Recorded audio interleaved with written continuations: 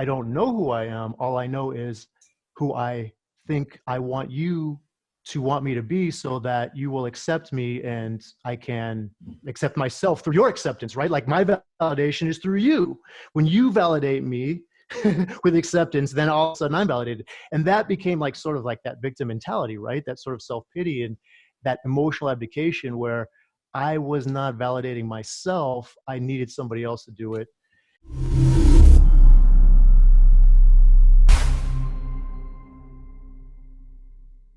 I guess let's kind of start with the assumption that anyone listening or watching to this doesn't know who you are. And we'll kind of introduce you like that. So I've had a good look through your website. You call yourself a causal coach. Is that your kind of title? Yeah, it's a new type of coaching because we're tackling the cause of problems rather than the symptoms of problems, where the symptoms of problems are the manifestations in action. The cause of all problems are thoughts. So we're going after the belief system and looking at that, observing that, rather than just changing behavior. Gotcha. Okay, that's what that means. Cool. I like that. That's very cool. Well, tell us a bit about that work, man. We'll get into how you got into that work. But what's it like to get coaching with you? What's that process like, and what are you trying to achieve with the people you work with? Yeah, it's a great question. It's a difficult one to simplify and kind of say succinctly, but really through causal coaching, the skill sets that you develop are cognitive mastery and emotional ownership. So really what it is the process of getting the results you're looking for by observing what your thoughts are, what your beliefs are that are creating your current results, and working on changing those through a neutral system rather than trying to stuff positivity on top of what you're already thinking negatively about. We move through neutral first to develop that cognitive mastery. And then the emotional ownership piece is processing emotion, processing feeling, rather than reacting to feeling, avoiding feeling, or resisting feeling. So there's the processing of kind of allowing whatever the cellular vibration that's happening in your body, just kind of letting it be there, and also owning it, knowing that you're creating it, so that your emotions, your feelings are coming from your thoughts, are coming from your beliefs, not from the environment, not from other people or your past or, whatever is happening around you. It's coming from the way you're thinking about what's going on around you. So those are the skill sets, and the results of those are, geez, brother, like future focused thinking, right? You start looking ahead of you instead of behind you. Amazing relationships. You start to determine the relationships that you want by how you think about other people, rather than, sort of other people determining how you think about them through their behavior. Self-confidence. You and I both, as confidence coaches, know that the more you can master your mind, the more you can manage what's going on in your brain, the more you can really determine how you feel in situations, rather than letting the situation dictate that for you. And then, of course, because it's a causal relationship with the symptom, with the, cause and effect, by managing your mind and developing that cognitive mastery and emotional ownership, you also master your behavior, because your thoughts and feelings are what drive your behavior. So we get all those results just from those two skill sets. The process, of course, is difficult, but that's the virtue of it. By virtue, it's, its difficulty is its virtue, because when you have that skill, your life, it's completely different. And I know that's a question we'll get into, but there is a true paradigm shift. It's a huge gap between where most people are and where they want to be. And that gap is through that skill set. See, I fucking knew I'd like you, when I was reading through your stuff. You've got your own words for things that I have my own words for, but we're working on the exact same premise, if your behavior is what creates your life, then your thoughts are what creates your behavior. Your beliefs are what creates your thoughts. I mean, it's all yours to manage. And yeah, I think you and I both agree. Like, a lot of people focus on trying to control that external while they're dealing with all those symptoms, as you said, without getting back to the cause and kind of rewriting the script at the bottom so that the stuff at the top comes out right. I love it. I absolutely love it. There's, you got sort of CBT flavors in there. You got Stoicism flavors in there. But you know what? I think curiosity is driving me, so I just want to jump straight into your backstory. And we're going to get more into your work as well later, but obviously for some reason you've arrived at this conclusion of how to manage a life, and I'm really keen to hear why you were driven to come to that conclusion. So I want to just open it up to you to answer this however you want, but what is the backstory to this work? What led you here? Yeah, that's another great question, because I see your questions here and I love them. I love going into the backstory because it's, I guess what it was, brother, was it was a total stripping of identity. And if I had to point to one time, it was a change in my relationship. I was in a relationship with a woman that I cared deeply about. I thought, she was the one, right? But before that relationship changed, I had left my job, right? I totally changed my job. I'd moved out of fitness. I left the country, been living overseas, living in Thailand, living in China, living in Australia. So we just come back. There was no work. There was nothing. I mean, my mind was in two places. My mind was in a victim self-pity place, right?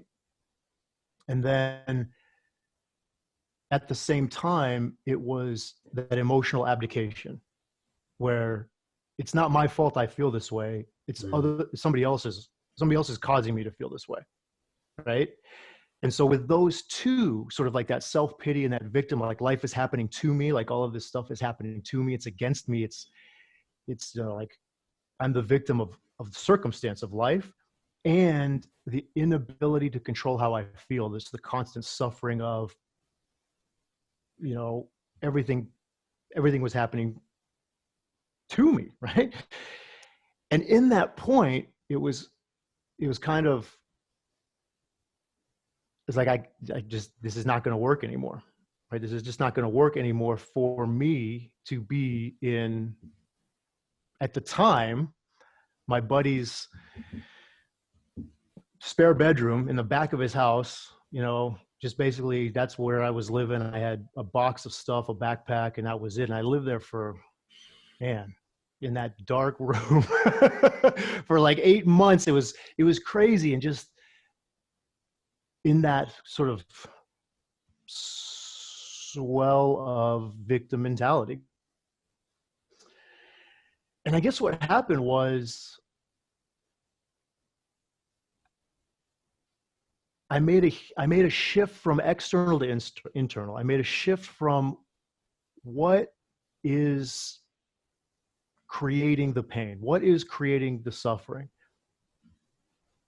And when I recognized that what was happening was not what was creating the pain, but it was my constant rumination of, this is against me, right? This is happening to me. I was able to get out of it. I was able to make that shift, and it happened almost immediately. Like it kind of popped. And then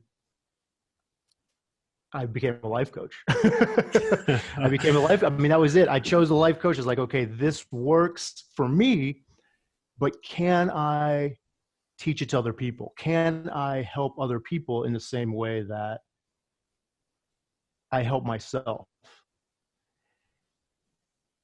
And I guess I kind of want to stop there, because if I go any further, I think I'm going to be answering some of your other questions. Oh, that's interesting. Yeah, sometimes I get asked a similar question, or I get asked a question about sort of when did I realize or have my epiphany or whatever. And mine was actually a series of small events that accumulated. There was no one big wake up call. It was just kind of little breakthroughs that accumulated over time. But it really sounds like you actually had a big kind of bolt of lightning type realization.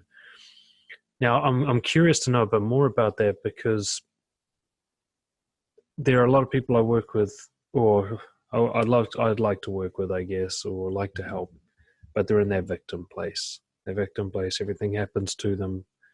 You hear the word unfair a lot, you know. And the true tragedy, I think, of being in that place is because you have that perspective, you're unable to see that that's what you're doing. You can't see the forest for the trees, kind of thing. Even you doing it to yourself is considered something happening to you, and it's unfair.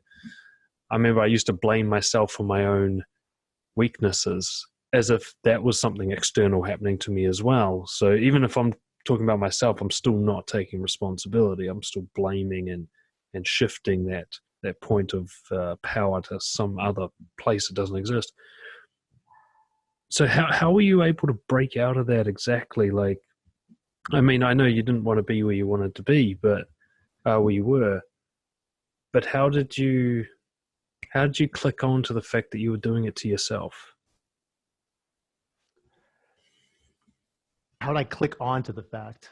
It was, well, I guess I'm going to have to back up a little bit, because I have always been, I have a philosophy background, right? So my background has been very philosophical, very religious even. I was very religious as a youngster. So I've had a lot of theological, a lot of philosophical, and then I got into science. I got into physics and quantum mechanics and cellular biology. So I started to look at neurochemistry, right? And so I had all this information running around in my brain. I kind of had this, but my brain was just always lying to me, right? My brain was just always kind of telling me, and I was listening to it, and I was engaging with it. And the more I engaged with it, the more it was, this is me, right? This is who I am. I'm listening, I'm engaging, I'm listening to the stories that my brain is telling me. I'm believing the stories. So I'm thinking that the stories are real. And it wasn't until I was able to separate from that, was able to separate my circumstances, was able to look at what's happening in the, oh, geez, Dan, in the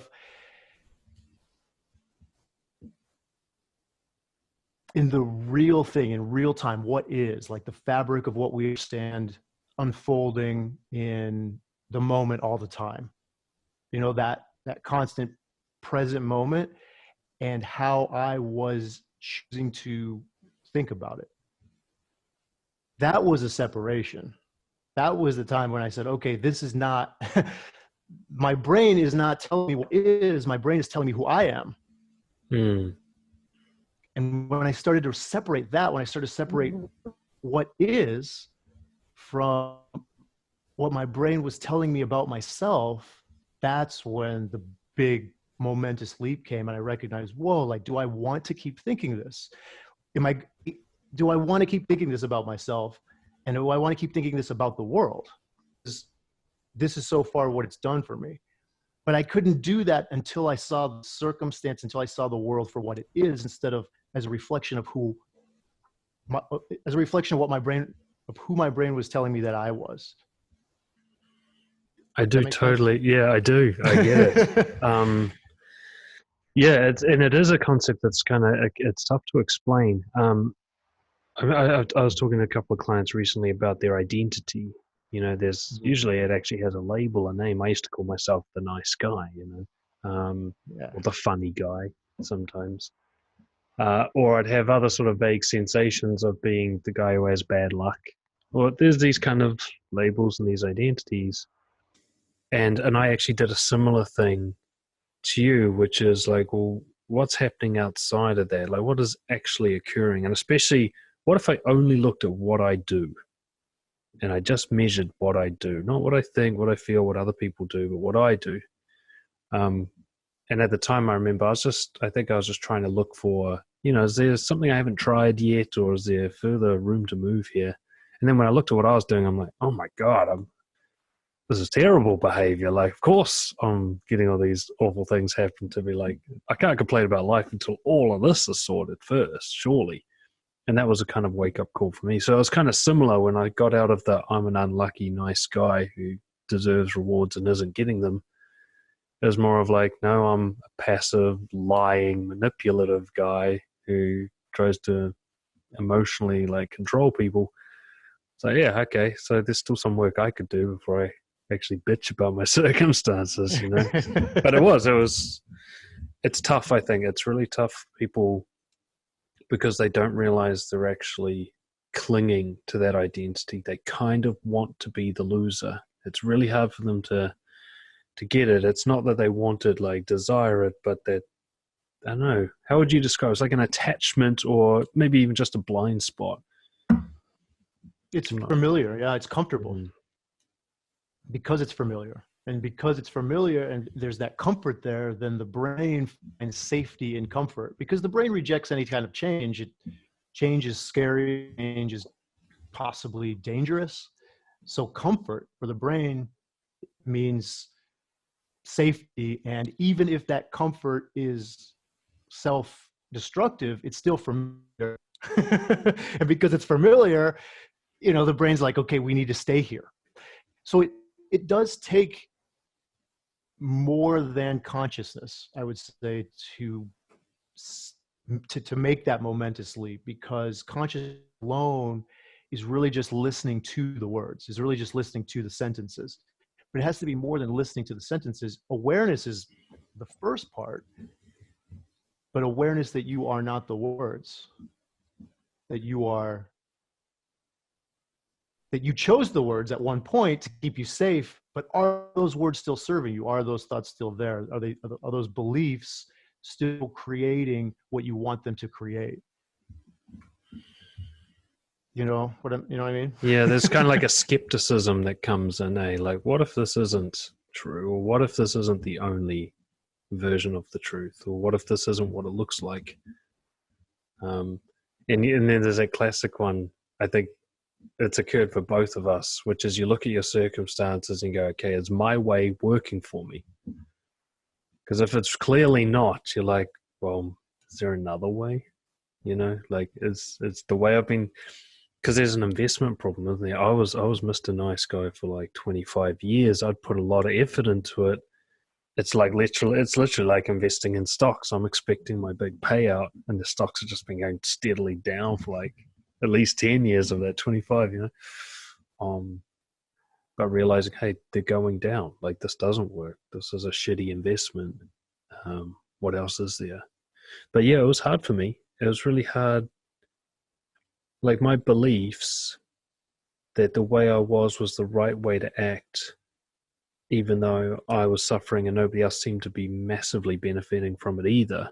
Just kind of nobody was winning from this. I just had this intense belief I'm doing the right thing. I had to overlook a lot of evidence to believe that. I had to overlook how much I was dishonest. I had to overlook how much anxiety I had and how depressing my life was to me, and how unsatisfying my social life and sex life was. I had to overlook all of that to keep believing that this is the right way. Do you mind if we explore a little bit of your pain, kind of in the build-up? Like, what kind of suffering did you have to endure before this? Before the 8 months in the dark room, what's even, I guess, even the deeper backstory? What's the deeper backstory? Sure. Yeah. What's the build up to this? Well, Dan, I mean, it all comes from childhood, right? I mean, the beta condition, if I mean, to use my terminology, and I'm not sure if your audience is familiar with my terminology, but I use the beta condition as a way to describe how the brain creates its version of the world as a child. So the brain is you know, the first thing the brain wants to do is it wants to collect knowledge. It wants to understand the external world. It wants to know what's going on outside of itself. And that is what we do in childhood. We kind of like develop this beta condition about, we make assumptions about the world, we make assumptions about other people, we make assumptions about ourselves. And it's not until we're fully formed the prefrontal cortex through, you know, puberty and maybe even later into the 20s that we can start to listen to and determine what it is we want to think about the world. So the beta condition is kind of like that, whatever you experienced, whatever you made your experiences mean as a child, is how you continue to live as an adult if you choose to stay in comfort, if you choose to stay in familiarity. If you choose discomfort, if you choose growth, if you choose to push to change, you know, change your identity, then you can become something other than what you decided you wanted when you were a kid. So to come back and answer your question, my beta condition came from a lot of what I thought at the time, what I developed in my brain as a kid was, and even into my 20s and 30s, to be honest with you, was, like I told you, a victim mentality of life is happening to me. You know, that the world is unsafe, that other people are not to be trusted, that you need to keep your, you know, hold your cards close to your chest, right? Never tell anybody everything. You can tell them some stuff, but if you give them the whole truth, they'll know too much about you. So basically there was no vulnerability, right? I was not vulnerable at all, because by being vulnerable, I thought that I would open myself up to be neglected, right? To be hurt, to be abandoned, sort of like, it was difficult. I had friends, but they weren't friends that I was really connected with, right? They were more like, yeah, we would hang out, you know, grab beers, but there was never like true vulnerability, because I was never like, I mean, you mentioned it a moment ago, is like, there was always that sort of, I am not showing up as who I am because I don't know who I am. All I know is who I think I want you to want me to be, so that you will accept me and I can accept myself through your acceptance, right? Like my validation is through you.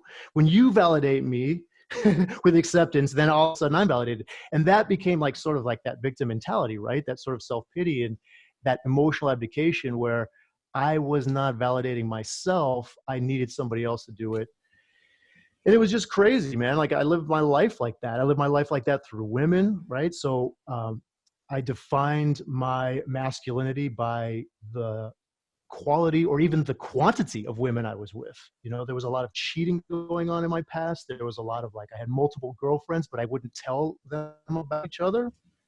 And that was all because of like that scarcity mentality around women. You know, it was like, I didn't think that I was ever worthy of a woman. So I would have multiple women in fear that if any one of them left me, I would still have another one, right? Like it was always that constant fear of being validated through somebody else or something else.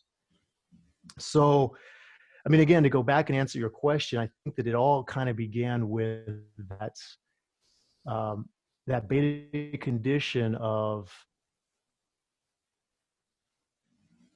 how I feel comes from other people. If I want to feel loved, I need to be loved by someone else, right? If I want to feel successful, then somebody else needs to tell me that I've done a good job. If I want to feel, you know, confident, then I need somebody to pat me on the back and say, you know, you're the man, right? Well, that is the momentous leap. Like that's what I mean when I say emotional ownership, because that momentous leap from, yeah, it's not, it's not the circumstance, it's not what other people or other things are doing, it's what you're thinking about what they're doing that's creating that feeling. So that's the big jump. And again, we talked about how I got there, but where it all came from, it was my beta condition of neglect and abandonment, just abuse. I mean, I could even say abuse. It all depends on how you define abuse, but I would say that there was a lot of physical abuse in the past.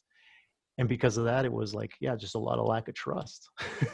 Like, I don't know if I can trust these people. So I wouldn't tell them everything, and I would lie, people please to get their.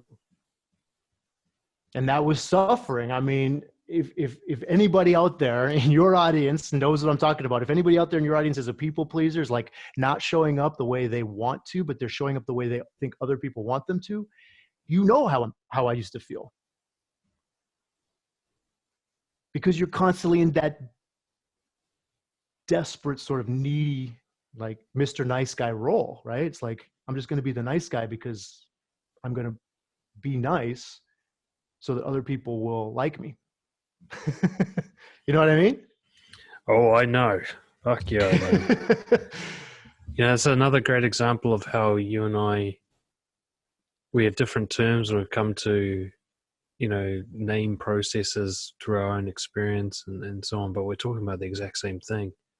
I did a video I called, did I call it mental puberty?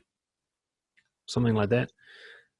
There's this kind of transition. I think you would call the transition from beta to alpha, and I'm really, really keen to hear your definition of alpha soon, because that's quite a loaded term that a lot of people have different meaning behind, and I'm getting a sense of what yours might be, but I want to hear you kind of work through it. But this idea, like, we go through a physical puberty whether we want to or not, but not everyone goes through a psychological puberty. That kind of that's much more around a kind of consciously aware decision that needs to be made, or multiple decisions probably. But yeah, I was still emotionally, you'd say beta, I would say teenager, well into my 20s. I know people are still teenagers mentally, and they're in their 50s. They still react like a teenager. They still people please and lie like a teenager. They still seek approval like a teenager. It works as a teenager. That's how you survive the fucking trap, the prison of high school. But it all starts to fall apart as you become an adult, and it just doesn't function well in the adult world. You can make it work, but inside you're just suffering.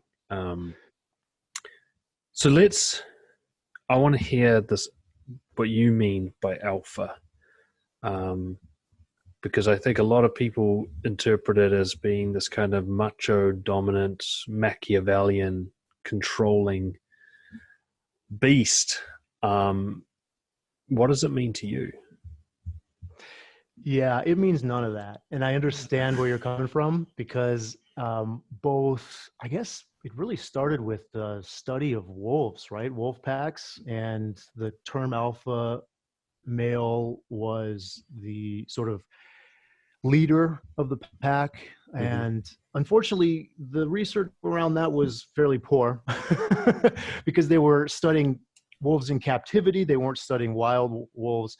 And then later, the term got picked up, I think, by the pickup artist community, where like this sort of alpha was like the most desired male, most dominant, most confident, most attractive, whatever subjectivity they wanted to put around that word. So I've really kind of taken that, and a lot of my work is to redefine this term for the 21st century, because I think that the term is still very valid. It still has a very strong connotation. It still has a very powerful, motivating, inspirational force behind it. But it's completely different than the current connotation.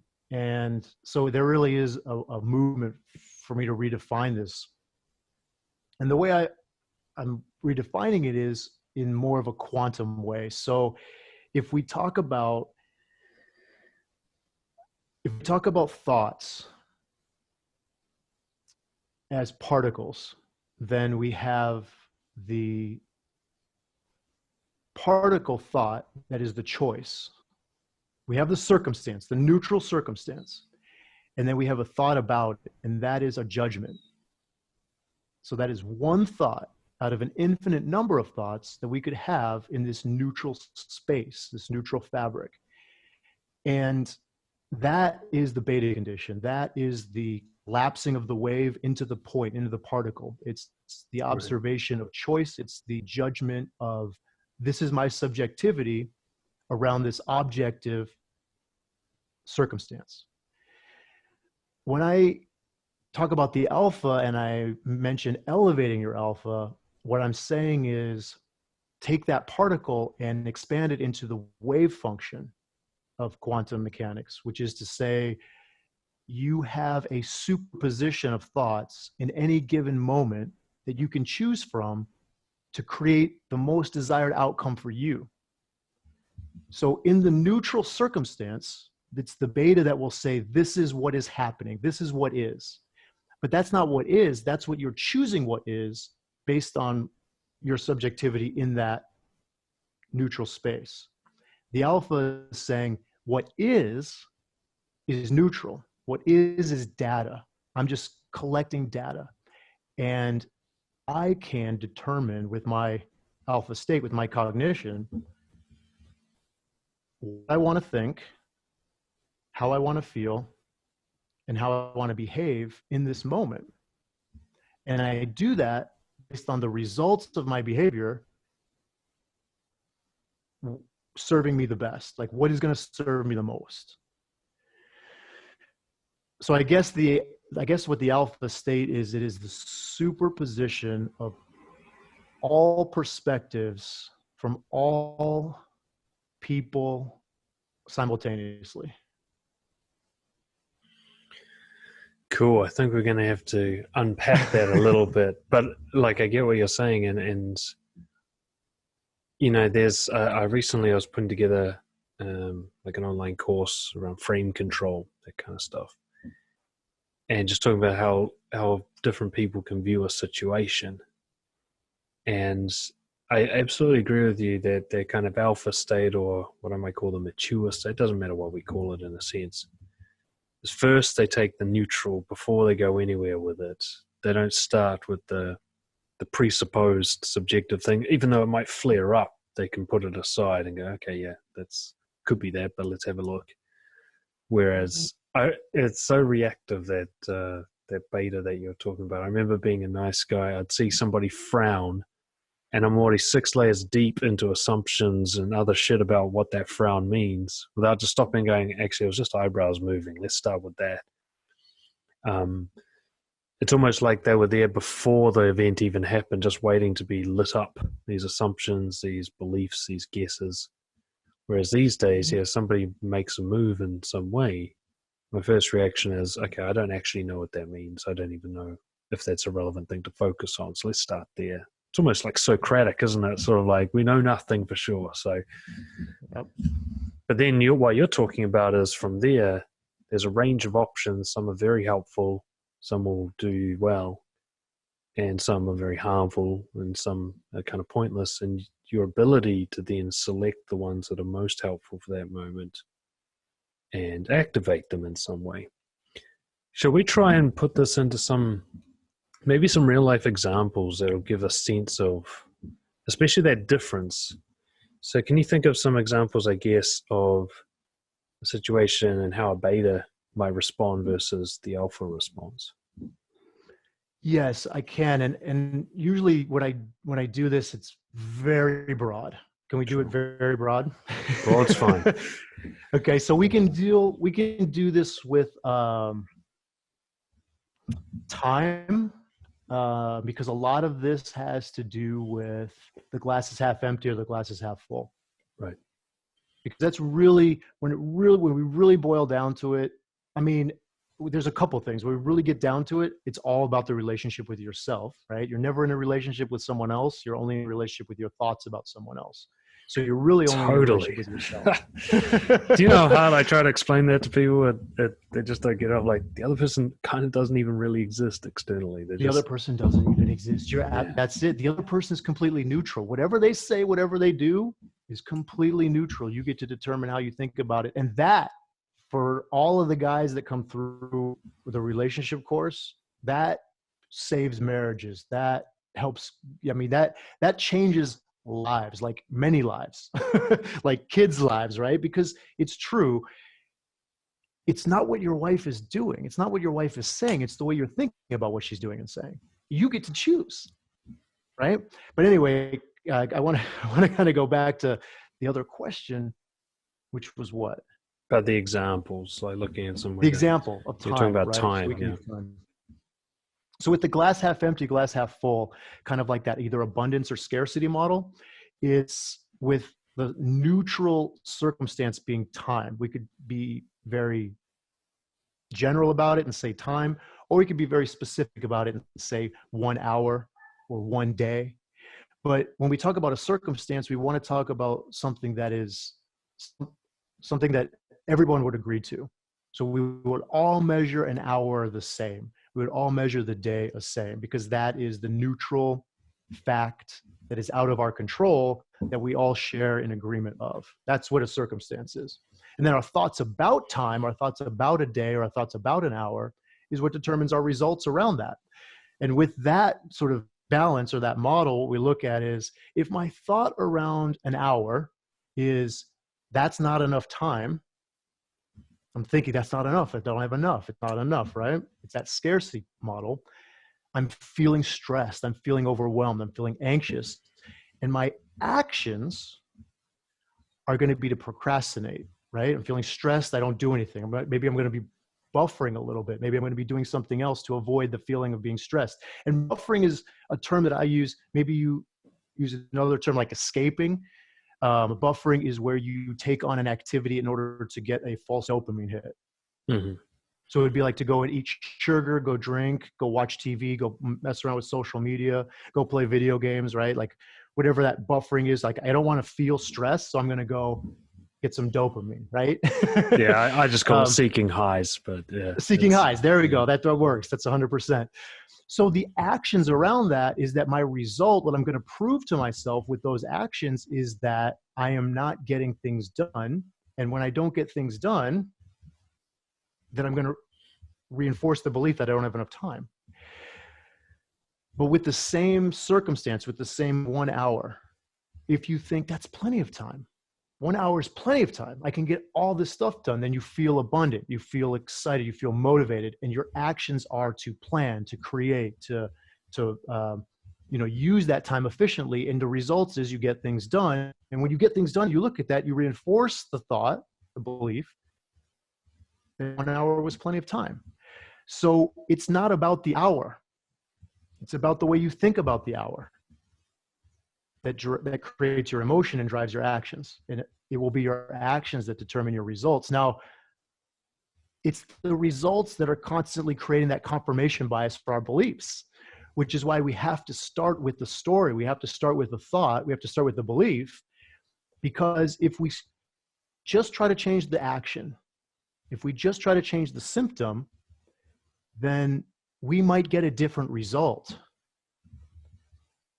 But if that result doesn't reinforce the belief we have, then we will self-sabotage that result over time, because we will always create the story that we have running in our head.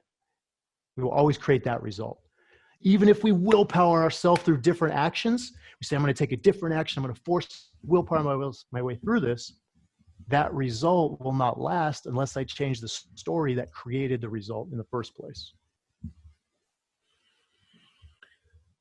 You're talking essentially, I think, about a sort of a mastery of not just self, but if you're mastering yourself, you are in a sense mastering reality, because your reality is self-created. And it does, I think in my own journey, it has felt like, I often use martial arts analogies. You go through bouts and you realize, there's always more to learn. And just when you think you're the master, you get your ass kicked and you realize you're still a little student. I get that real sense of it. But there's certainly quite a philosophical line that you cross where you go, even if I don't get it yet, or I don't know how to apply it yet, or whatever, I'm definitely creating all of this, and I accept that. And once you cross that line, you're into that new realm where you can now move up through the belts and keep going forever.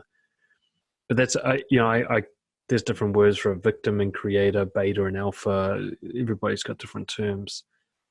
But that beta that you describe, if they're always hanging on to this is created externally to me, it happens to me, they can never, there's a ceiling that they will always hit. They can never have, it's like I say high achieving people pleasers. There's someone I work with a lot. So the people pleasing just happens to also get them a lot of the results they thought they were supposed to get. Lots of money, perhaps success with women, whatever it is. But there's a ceiling of satisfaction that they cannot break through. And that's why it becomes high-seeking behaviors. It's, you get high, and this way, I don't think people really click until mid-20s or 30s, because it works up until a point, and then you can't quite get that high anymore. I remember I used to an example I often use, like when I lost my virginity, I was smiling ear to ear for like a whole week. I was so validated, I was just, oh, finally, I'm not a virgin. All my dreams come true. I mean, you fast forward like 10 years, I would have sex with the girl of my dreams and be happy about it for like half an hour before the doubts started creeping back in. I just couldn't get high anymore. Something that once had been a dream. So many guys in that beta mindset, they achieve their grandest goals, and all they get in return is anxiety, about the next one. And they're stuck now. Yeah, brother. Yeah. And the reason is because people think, and this is the beta condition, people think that it is the result that will create the emotion, but it's not. It's the emotion that creates the result. So people think that in order for me to feel successful, I need to make $1 million. In order for me to feel loved, I need to have someone love me. In order to feel confident, I need to perform at a certain, like, whatever that subjective level is that I've created for myself. So I'm like holding back how my own experience, holding my own experience back until I've achieved this result. But it's only through it's only through having the experience that you get the result. It's so funny. I just got a great example from this. I was recently coaching a guy, and he started his own business, and he had this goal of like being able to work from home on his laptop, and that was like his grandest goal. And then he got there. He like clearly got there. And he said, but it didn't feel as good as I thought it was, so I reset it to making like 100K. I'm like, do you not hear yourself? You think the next goal is going to feel better? Really? I remember my old coach talking about moving up the scale in terms of finances. He's like, it's the same problems, just more zeros. It doesn't get more satisfying. It's an illusion. It would be if you pushed a button and suddenly had it, but you earn your way up to it with all that stress and pressure you put on yourself, and the not good enough story, and the imposter syndrome just pounding away at you while you're putting on this happy face. By the time you get there, most of the time you're just fucking exhausted, and you're wondering why it doesn't feel good. So that's quite an incredible perspective you have. It's really a reverse of the order. Rather than the outside going into the reward, it's more like the inside going out to the, it's not even that, is it? The reward already happens before the result. Even just being alpha is rewarding, isn't it? It really is, brother. And I think that is the momentous leap, where most people are looking externally for something that they can achieve internally. And because they can achieve it internally, there's no longer a sustenance or a need for the external. And because of that, there's so much freedom now to create, because you're not desperately out there trying to feel successful or trying to feel loved or feel confident. You create that internally, and you already feel that way. And so you're opened up, you're free. And again, this is the alpha state, right? You're open and free to create whatever you want, because you are determining your thoughts rather than in that sort of, this is all happening to me, and reacting to your thoughts, listening and engaging with them and reacting to them. So it's a complete reversal. And that's why I call it a momentous leap, because it's not like going from Adidas to Nike, right? I mean, it's like, it's huge. It's going from thinking that it's the movement from scarcity to abundance, right? It's going from thinking that, again, and I said it a moment ago, it's like most people think that in order to feel successful, they have to achieve some sort of external result. But the truth is, it is through feeling successful that you do achieve the result. You feel the success first. Exactly. You feel and believe in having done so that you don't have to worry about the how-to. Because if you're constantly thinking about the how-to and you believe in the how-to, then when the how-to fails, right, when you don't get the results you expect, then you just quit. So you don't want to put your belief in the how-to, the symptoms, the actions. You want to put your belief in the having done. That it's already there. You're already successful. You're already feeling it. And so you're already feeling it. It's already there. You already have that feeling. The how-to is, I'm already living that life. I'm already that person. It's natural. It's a natural action. I think one of the key things for people listening to take away from that particular point is if you're still waiting to feel good on some future result, then you know exactly where you are right now. That's beta type thinking. Again, this is just a definition or term difference. I talk about integrity and living by core values. When that in itself is rewarding, like I often talk about these moments where I've been honest. Everybody reacted, you could say reacted negatively to it if that's your frame. But I was so stoked with myself for having said it that their reaction is irrelevant. If anything, it's just interesting. It's just the show that happens after the event. The reward happened as I did the thing, even slightly before as I knew I was going to. There's these moments of courageous honesty where just as I'm about to speak, I'm like, fuck, I'm the man. Like just because I know it's going to happen. It's basically it's true. Yeah. And I just know like I'm stepping up, in terms of, let's say I'm confronting someone and I was scared to confront them. And then I see myself doing it. I'm like, just a moment ago in the past, I wasn't sure I could. Now I can see myself doing it.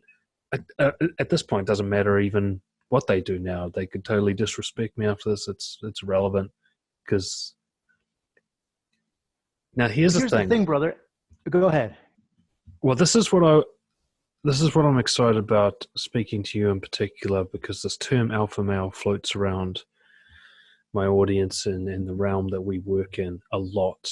And it really has that dominant, misstudied wolves, the one that bites all the others and they show their neck and then he goes and fucks all the females. It's like that kind of thing. Whereas the real alpha wolves are the ones who take care of the pack and the ones who provide and lead, and they're actually quite giving and compassionate. They're very, very unlikely to hurt members of the pack unless it's necessary for the good of the pack, and so on. The real alphas are quite different to the current connotation, as you said. Because the current connotation has a take-all sound to it. Basically, all the resources go to the alpha. He takes them from everybody else, and everybody else suffers. But what you're talking about is this person who is so abundant that all they can do is give. There's nothing to take. They're completely, in the very sort of Taoist way, they've filled their own cup and now they're overflowing. What are your thoughts on that kind of interpretation? Yeah, I love you said that, because it's I see that the current, and I don't want to say current because I believe that my definition is going to be the new current, right? But this sort of like the past definition of alpha, I think what it is it's very rooted in that scarcity mindset. It's very rooted in that, there's not enough. So I need to assert my dominance in order to make sure that I have enough, and then you guys just get the scraps, right? So it's highly competitive, it's highly dominant, it's highly, there's a lot of scarcity, there's a lot of, there's only a certain amount at the top, and then everybody kind of filters down. If you look at any of that, like sexual market value, sort of like the number system that people use, I guess, to say, whether it's all subjective, so I don't use it myself, but it's kind of like if you've ever heard like she's an 8 or she's 6 or whatever, because it's very scarcity driven. There's only so many 10s. And after that, there's only so many 9s, right? But, and don't get me wrong, like I love to compete because I love the fun of engaging with people, right? And, the thrill of victory and the, sort of the disappointment of defeat. Like I like that. That's the human experience. But when you attach your self-worth to it, when you say that the outcome will determine how I feel about myself or what I think about myself, that's where you get in that beta condition. And from the alpha state, one thing you just said that I love so much when you said it doesn't matter what other people think, you're saying it doesn't matter how they react to your seminar for your speaking. And that's so true, brother, because it doesn't. If somebody tells you they love you, it's not about you. And if somebody tells you they hate you, it's not about you. Whatever somebody does or says tells you nothing about you, but it tells you everything about them, because their behavior is a manifestation of their feeling and their thinking. So you always know that it used to be that I would think that what other people are thinking about me was true about me. But now I know this is the alpha state, because that's the beta condition, right? The beta condition is I need to get this person to like me, because when they like me, then I'm validated through their approval. But the alpha state is other people are they have nothing to do with me at all, like zero. But they have everything to do with themselves. So no one can ever reject you. No one can ever hurt you. No one can ever disappoint you. No one can ever be disappointed in you. Because whatever somebody's thinking and feeling is only creating a result for them. The same way that whatever we think and feel and then manifest through behavior is only ever going to create a result for us. Other people are circumstances, completely neutral. Yeah, you and I see so eye to eye on this. That's what I love. I love finding people who I'm like, oh shit, they came to the same conclusions. This is why I get so convinced that this kind of philosophical view is the truth, is because people who go through a very painful, skeptical, strip away the bullshit process always end up here with this view. And it tells me there's something universal about this, that this is, it's just simply the best way to live, is to have this perspective and to act on it. And you have to act on it for it to be real. I always think of I call them keyboard philosophers who sit around thinking a lot of this stuff, but they actually behave in that, what you would call quite that beta reactive way. So they're not actually, I guess you'd say, embodying it. They're just kind of talking the talk. In fact, they can, the funniest thing ever is to go into like say a Facebook group about philosophy and see them trying to one up each other and argue about it. I'm like, yeah, you clearly don't get it if that's what you're doing. If you're trying to bring the other person down, like, you don't understand. Yeah, this is really fascinating. I did it was about a year before I met my now wife. I realized, look, before I can ever get into a healthy relationship, I have to get to a point where I don't need one. It's the only way. I have to get to a point where my relationship with me is so satisfying that no further relationship is required. That doesn't mean I can't enjoy the company of other people or share my life with them, but I have to get to a point where there isn't a hole to be filled. There isn't an empty parking space, And then right when I crossed that line where I felt it, I'm like, yeah, I could be single forever. I'm cool with that. That's when I met my wife, and it all worked out really well, because I didn't have anything I needed from her, Yep. If I'd met her maybe not any earlier, but certainly like years earlier, if we'd gotten together, it would have been a disaster in the long run. Would have been like my other relationships where I just people pleased until they got bored or frustrated or disconnected. I'd like to hear a little bit more about the people you help. I think we work with a lot of similar people, but what are the kind of common profile of someone you work with and the common dilemmas that you're helping them through? Yeah, absolutely. I'd love to answer that question because it's also very broad. But I think Sure. can I just mention something that you just said, because Mm. again, we are so similar, brother. And I love this. And even after this podcast episode, like we gotta hang out, man. We gotta Yeah, do this yeah, yeah. again, because I gotta tell you, man, like you just said something that is so true. And that's, so many people, they want to change their circumstance because they think by changing their circumstance, they'll get a different result, right? And so they think that if they're unhappy in a relationship, they should leave the relationship. Like, I'm just going to leave this relationship. Or if I'm unhappy in my job, I'm going to quit my job and go get another one, because it's the job that's supposed to make me happy, or it's the relationship that's supposed to make me happy. But what happens is it's not the relationship, and it's not the job, and it's not the circumstance. It's how you think.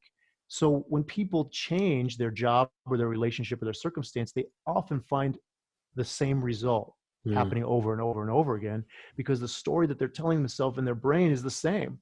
It's always going to be the same, regardless of whether you're with Jane or Barbara or Rebecca, right? It doesn't matter who the circumstance is.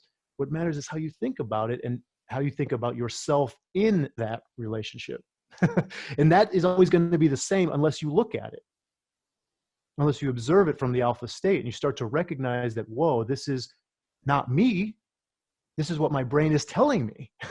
This is what my brain is telling me to be, but it's not really me. It's just sentences in my head that I've chosen to believe are true. And I can choose other sentences if I want. But I love that. I love that you said that. And kind of wrapping that back into the question that you asked, it's because of that. It's because of the causal coaching. It's because of the cognitive mastery and the emotional ownership that, my students, they'll range in in external shifts where they want to make external shifts in either a relationship or a behavior or a business, or geez, those are the big three. But those big three, they always come back to the relationship you have with yourself.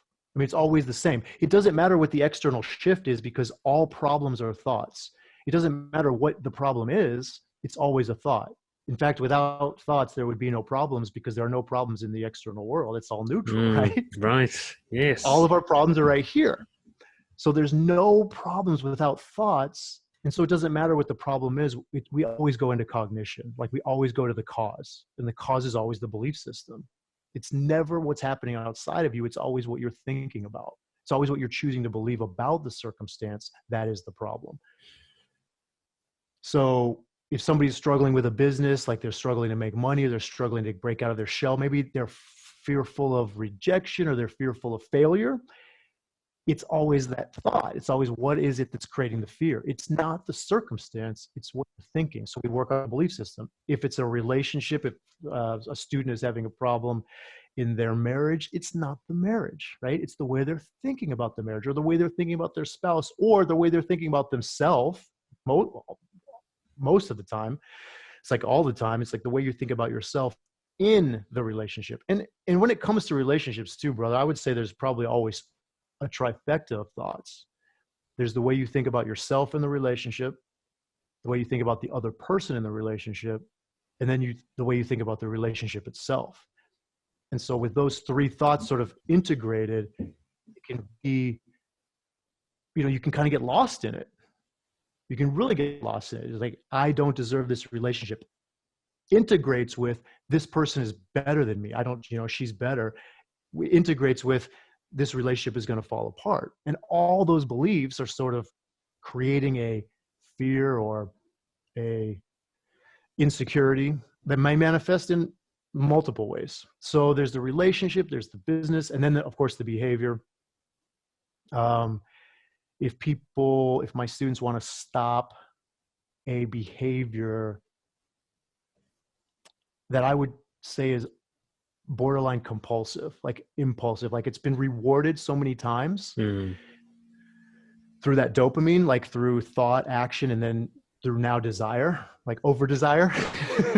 Like there's an over desire for sugar, or over desire for alcohol, or over desire for some sort of electronic stimulus like a video game or a Nintendo or a television or I don't know, a Netflix. But because of the over desire, separating that, sort of dealing with urges, like dealing with the emotion that you've built up. I mean, it's always that dopamine you've built up, and you've created a cellular, sort of a cellular stasis. And it's not a homeostasis, but it's a cellular stasis where now you will feel deprived when you remove that behavior, because there's almost like a dopamine restriction. You're not supplying your body with the same amount of dopamine that you were before. So I would say those would be the three things that I work with on most of my students: relationships, business, and behavior. And underneath it all, it's just the same issue, right? The relationship with yourself, the mastery of yourself. It is cognitive mastery and emotional ownership. And that's really the thing, is like students, and I think we, as life coaches, confidence coaches, understand this, is that our students always come to us looking for an external shift. But we know it's always going to come through an internal shift. Yeah, the Mike, the other Brojo guy, and I, we often talk about the front door and the back door. So we have to meet them at the front door and go, okay, you want a girlfriend? Let's say that's your problem, so we can start talking. By the end of it, that's not what we're talking about, because that's not the problem. It never was, never will be. I love the way you put it. Like, objectively, there are no problems. We choose to make things problems. I had a wake up call. I was actually already a coach by this stage, and that's what I mean by it wasn't like a black and white shift, what you'd say, I guess, beta to alpha. It's just more like constantly trying to up level, be more alpha than beta. I think I'm always on a spectrum of both. I'm trying to dwindle the beta, or I sort of extrapolate the alpha, I guess you'd say. But I saw it was a speaker. Now, he was a refugee, I think from Sierra Leone. That's right. And he just had that sort of horrible blood diamond background, you know, like his family butchered in front of him, and he was like in orphan gangs, and the rebels always just constantly seeing dead bodies all the time, and, you know, stealing food. It was that kind of life that just makes you go, my God, I've never actually had problems, you know. Right.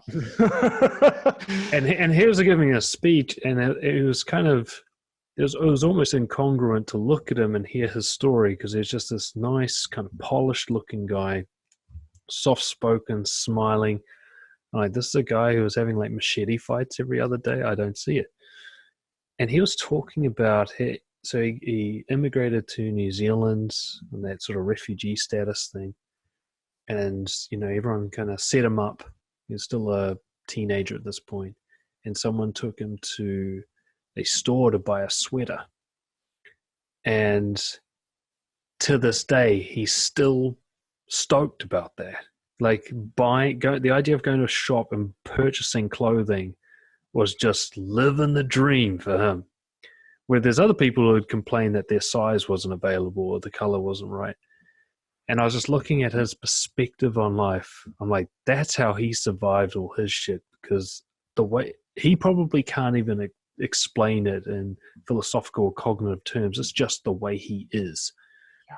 You know, possibly so traumatic his child was that this kind of coping mechanism kicked in, where he's like, I have to see the world in a certain way.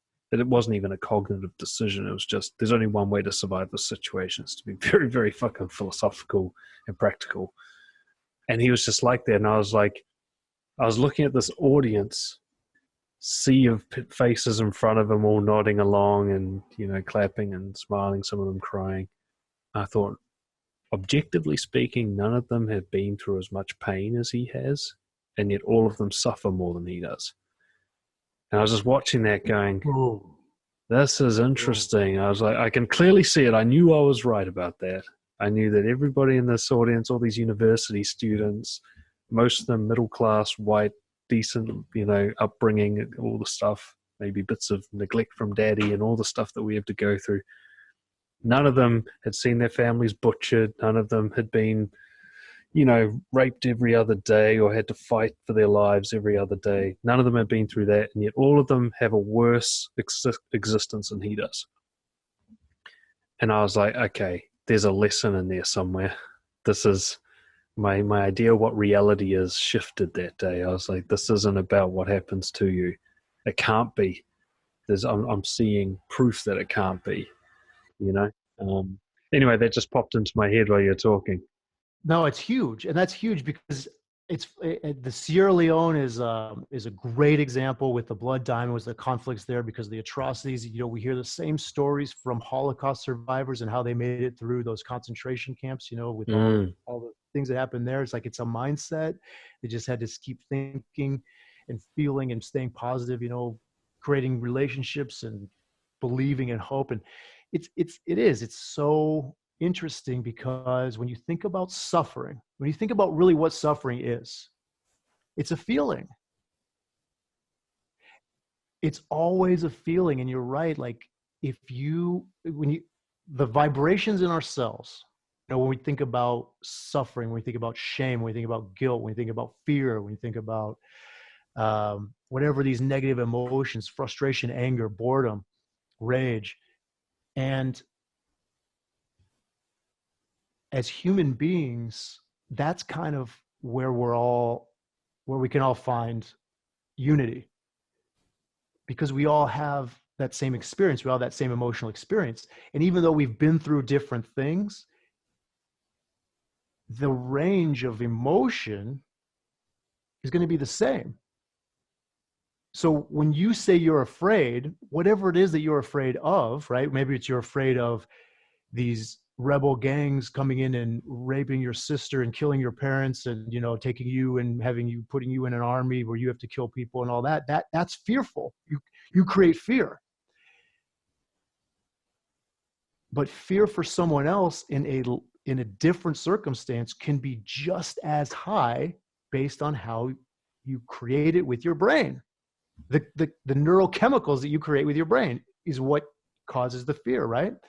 So it's very interesting for you to say that and for you to share that story, because I'm sure this guy was afraid. I'm sure he felt fear at times. I'm sure he went through the whole range of the human experience that we all go through. But when we listen to that story and we hear about this, in our minds, we usually think, well, he has had it so much worse, right?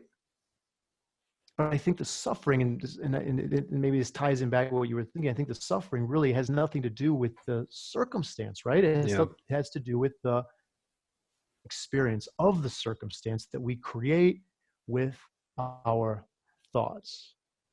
We create with our brain. Exactly. I think somewhere there's somebody who's reading an email and panicking about it and having the same visceral fear reaction that this guy's had with bullets flying over his head. Exactly. And they are equally suffering. There's an equal amount of pain. I often think of that idea. It isn't even the emotion that hurts us. There isn't really even negative emotions, but there are negative reactions to emotion. There are negative stories about emotion. Like for almost my entire early life, I thought anger as bad, wrong, painful, suffering. Other people being angry made me extremely uncomfortable. Me being angry was extremely uncomfortable. I choke up in confrontations. Violence scared the shit out of me. So anger was just always this thing that, like, it was a mistake. It was a failure to get angry. Conflict avoiding, right? Right, exactly. And then I don't know how the transition happened, but one day I noticed that anger allowed me to stand up for myself. And I was like, it is actually the same thing, but I feel something about the anger as the anger is occurring. There's another, I don't even think you can call it emotion, a deeper sensation or feeling.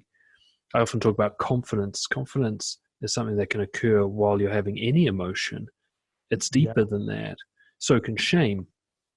Shame, I can be ashamed of myself through all emotions, or I can be totally okay with them as they happen. The emotions themselves are neutral. They're just physical sensations, chemicals running through the body, but let's say I shouldn't be angry. If I tell myself that story, now I'm overcome with shame or regret, or I often talk about like square root.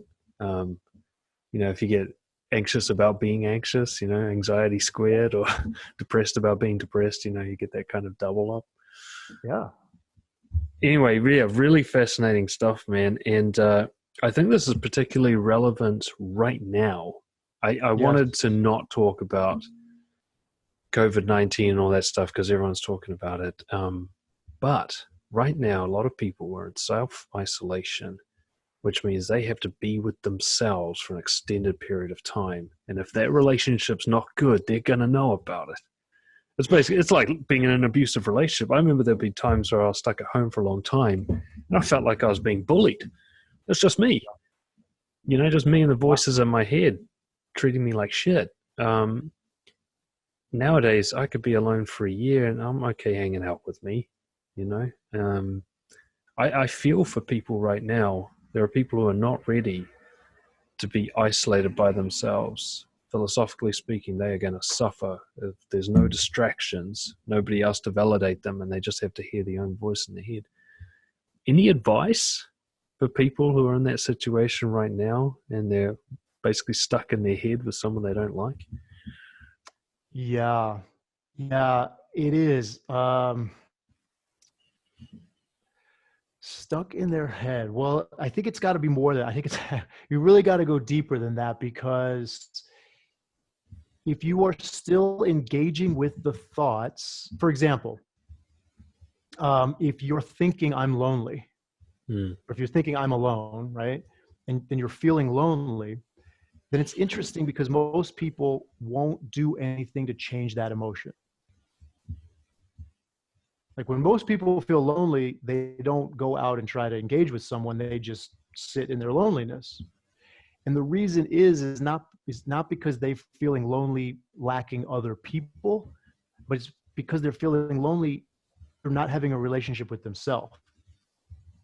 Couldn't agree more. So kind of understanding that first, like understanding that you can have a relationship with yourself, that alone will blow people's minds. Like most people think they have to be in a relationship with the other. Like I have to be in a relationship with another person or another thing. I'm in a relationship with my computer. I'm in a relationship with this glass of water. I'm in a relationship with you. But they don't really know that they can be in a relationship with themselves. And as I said before, we're never in a relationship with people or things, right? We're only ever in a relationship with our thoughts about people or things. So the relationship we have with ourself is really just the thoughts we have about ourselves.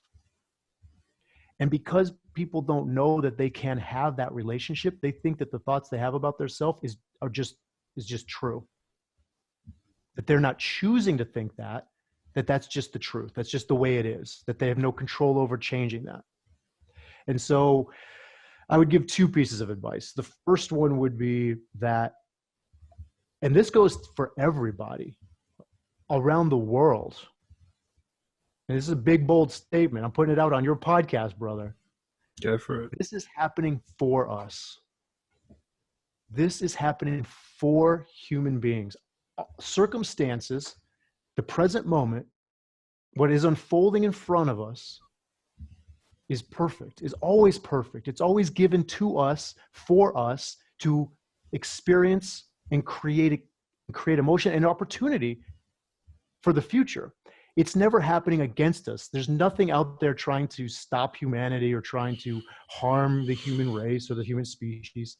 It's all happening for us. So that's number one. Like, this is not, it's a neutral thing, right? It's neutral. We put it in the C line, right? Because we don't have, because everybody's thinking differently about it, right? There's nothing that we're all kind of on the same with. So that would be the first thing. The first thing would be like, this in the C line is a neutral thing. You can choose to believe that it's happening for you and find the opportunity to grow from it and create value for others from it as well.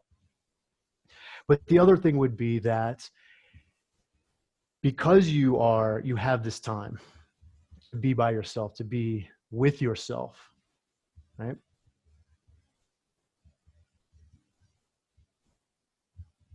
to recognize that the sentences in your head is not who you are, to realize, to recognize, to listen to, but not engage with your brain. To start to believe that your brain is lying to you and that you can choose to direct your brain in a way that's going to serve your best self. If feeling lonely is serving you, then feel it. And I think that goes back to what you were saying before, is there is no negative emotion. The human experience has to be a balance of 50-50 of what we would call comfortable emotion and uncomfortable emotion, because we can't have comfortable emotion without uncomfortable emotion. Like happiness is meaningless without sadness, right? We have to have that. So there has to be that balance. We define it in terms of positive and negative, but truly it is also neutral because it's just cellular vibration. The chemical messengers of emotion that go from our brain into our body and interact with our cells, they're just creating a chemical change. It's just a chemical reaction. So that knowledge, knowing that it's completely neutral, that everything you're feeling is just your cells going through a physiological adaptation, that can help, but certainly separating your alpha, like elevating your alpha and separating who you are, the essence of being, from the story that you're telling yourself about yourself. Because until you can separate those, your truth, your essence, your being from that story, before you have to do that before you can change the story. You can't change the story if you still believe it. You have to separate yourself from it first. You have to move to neutral first. So it would be to become aware but not engage with the brain. And that was a long answer for a short. It's like, yeah. But it is, you know, it's not something that people just hear us quotable and just go, okay, I got it now, and completely transition. Or maybe some people at the right time. But for a lot of people, what you're talking about is actually a piece of work that needs to be done.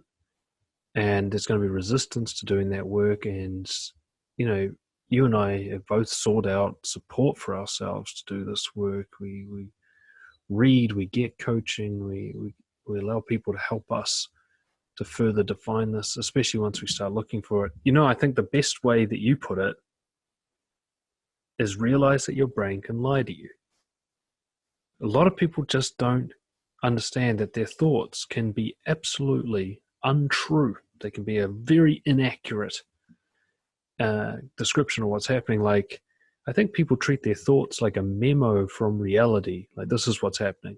You just go, okay, got it. Guess, you know, you can see that in what I call mind reading.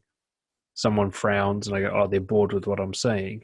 As if that's 100% guaranteed truth. Like, no further need to fucking explore that. Like, I don't need to ask him if he's bored. I've already received all the evidence I'm ever going to need to know that I'm a terrible person now. So that's done. People, you know, and I used to think like that, and people think like that. Yeah. I've worked with a lot of people who have OCD, it's obsessive compulsive disorder, and they're essentially, their key issue is they really, really believe their thoughts. And so they get a negative thought, you know. Some of them have horrific thoughts. My mum's going to die. And this thought just pounds in their head, and how do I protect her? And they start doing these rituals, you know, play with the light switch. If I do it 20 times, mum will be safe. Everybody's got their version of that. You know, my wife and I were just talking about the kind of the rules that she's picked up from her culture. You know, so you can't talk about something or otherwise you'll jinx it and it can't happen and it can't come true. I'm like, how did you come to believe that? There's no relationship between those two things. If that thing comes true or not, it's going to have nothing to do with you talking about it. In fact, if you don't talk about it, it's kind of probably less likely to happen. But we've all got that kind of thing, you know. I know this is going to sound a bit cheesy, but I absolutely believe this. I think if anybody right now is in a lonely situation and they can't manage that, they should be getting in touch with you. Because essentially, if there was ever a time to work on this relationship with self issue, you being stuck home alone by yourself is the time where nobody else can actually interfere and boost your dopamine and kind of into like, I remember I'd be trying to work on this stuff. Someone would validate me and I'd kind of go backwards because it'd slip me back into the old pathways. And I'd actually like get away from that. I'd be like, stop, don't give me any fucking compliments. Don't tell me I'm a good person. Nothing, because I need to find out my own way of doing it. So just leave me alone. People, yeah, like you said, this is happening for us. So anybody needs to work on this stuff, you've been given the perfect opportunity. This is the time. Absolutely. This is the time. Absolutely. Yeah, because and that's how we do it. It's looking at what your brain is telling you. That's what it is. It's looking at and I do say lies because for most people, they are not in mastery of their brain. They're kind of, what did you say? They're kind of in, they're using their thoughts as validating their circumstance, right? It's kind of like, yeah, this is actually what's happening. And with other people, that's the big thing too. With other people, sort of giving you that pat on the back, right? Like, good job. It can feel like you've done a good job. But the truth is, what other people say has nothing to do with you. It only has to do with them. So when we're looking at that, when we're experiencing that, and it's simple, but it's complex. It's a paradox. It's a paradox when you're looking at it from a beta condition perspective. And I want to say that almost hesitantly because I don't want to say that the beta condition is bad. I want to be very clear that the beta condition is not bad. The beta condition is the protector. The beta condition is the safety mechanism. The beta condition is like that.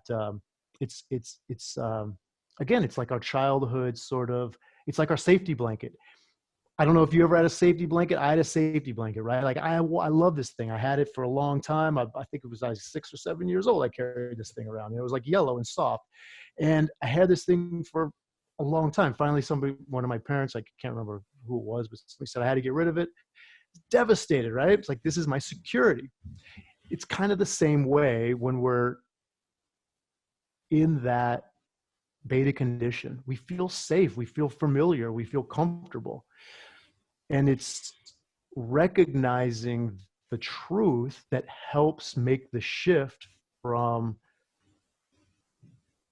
it helps make what is uncomfortable comfortable. It helps you become comfortable with being uncomfortable because you recognize that the discomfort is self-created. It's very interesting, Dan. It's like talking about it is never enough.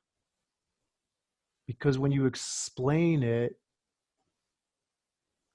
well, it's the universal truth, right? For any of your listeners to listen to what I'm saying is neutral. It's only going to matter based on what they make it mean to them. So to explain anything, all of our words, all of our language is always filtered through circumstance. It's always filtered through our thought. And because of that, really the only way to help anyone help themselves is to show them. You can't really explain it. It has to be shown. It has to be demonstrated. It's like you have to go through the process, right? You have to go through this process to prove to yourself, sort of like conception, right? Like you have to come up with the thought that you believe, because if I tell you, then your brain's just going to tell you, oh, well, Kevin said that. Like that's what Kevin believes, right? You have to believe it in yourself. So it's almost like inception. It's almost like going in and tricking your brain into believing what it doesn't want to believe, but what you want it to believe so that it serves your creation, so it serves your life.